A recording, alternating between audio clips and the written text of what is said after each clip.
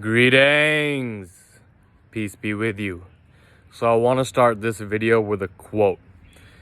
When force of circumstance upsets your equanimity, lose no time in recovering your self-control, and do not remain out of tune longer than you can help. Habitual recurrence to the harmony strengthens your mastery over it. Marcus Aurelius, the philosopher king, said this 2,000 years ago, and it rings more true now than ever before, okay? Because this is really a critical part of human nature. We will all fall off. We will all get off track towards our goals. That's a part of the process. That's natural, okay? But what separates successful people from unsuccessful people is the ability to bounce back. Okay, when we fall off, how fast can you get back on track? And in this video, you are going to discover the 3-step process on how to bounce back from a relapse. Whether that's semen retention, whether that's some other destructive behavior pattern that you're trying to end. By following through with this 3-step process, you will have a better awareness on how to bounce back. Okay, now the first step is understanding that failure is actually 2 arrows. This was an analogy from James Altucher, and what he said is that the first arrow is the behavior, right? It's the falling off. That arrow hurts, right? You feel like you're down, you're bleeding, but that arrow doesn't kill you. What kills you is the second arrow, and failure is the second arrow, okay?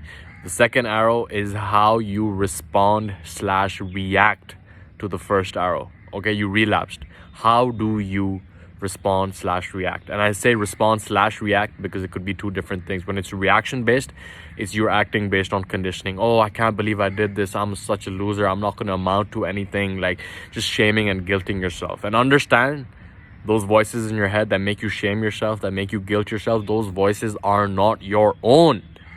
A little baby does not think about shaming or guilting himself. When he wants something, he just screams until he gets it. Okay, he knows he's enough.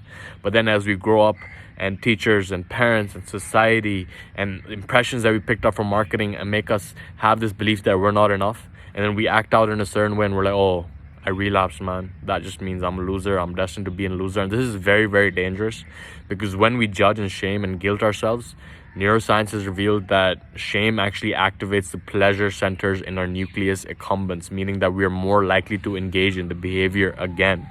Okay, sirens are ringing, so you know that this is some serious stuff over here, okay?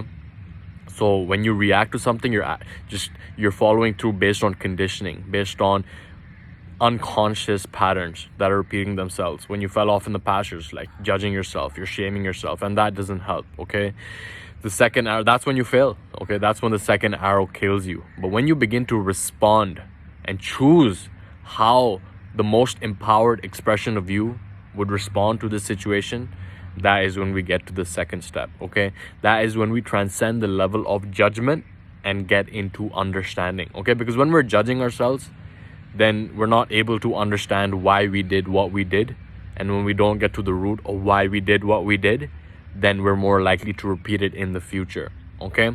So it's about understanding why you did it, okay? More often than not, it has to do with halt. You were either hungry, angry, lonely, or tired. And that was a trigger, because there's something in the environment that triggered you to go down this path. And once you can get an awareness on that trigger, that is when you can put yourself in the space between stimulus and response, okay? This was a concept from Viktor Frankl, okay? Man's Search for Meaning. He said that, the ability that we have is to place ourselves in the space. That's our only true freedom, is the space between stimulus and response. Yes, something happens in our environment, but when we can grow the space in between our response to that stimulus is when we become the conscious creators of our reality. So that next time you feel hungry, angry, lonely, or tired, you can catch yourself. You're like, okay, I feel like this. Okay, I'm hungry. I'm just going to go munch on something. I'm going to go get some water. I'm going to go have a healthy snack. I'm going to go bite a fruit rather than busting a nut out right now. Oh, I'm angry. Let's sit with this emotion right now and understand why I feel angry in the first place, so that I can truly let the energy behind this emotion run out.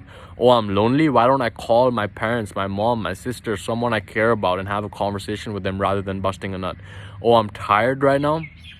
Why not just go meditate and re-energize and charge myself up, or go take a cold shower, or drop down and do some push-ups, right?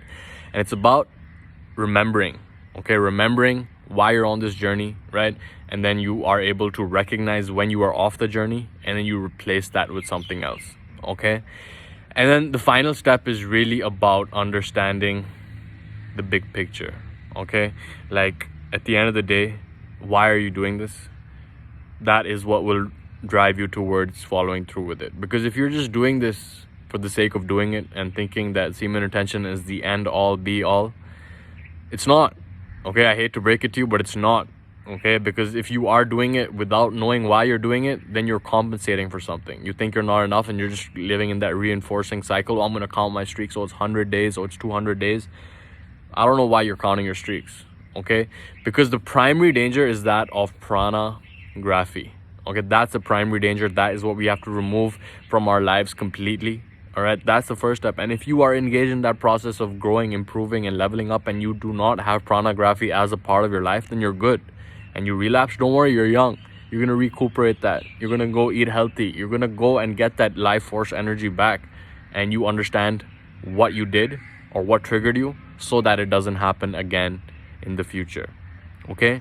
So that is my message for you today, to not judge yourself, so that you can understand why you did it, so that you don't repeat this behavior in the future. And of course, it starts with understanding why you're doing it in the first place. And the more strong your reasons are, the more you can remind yourself of them.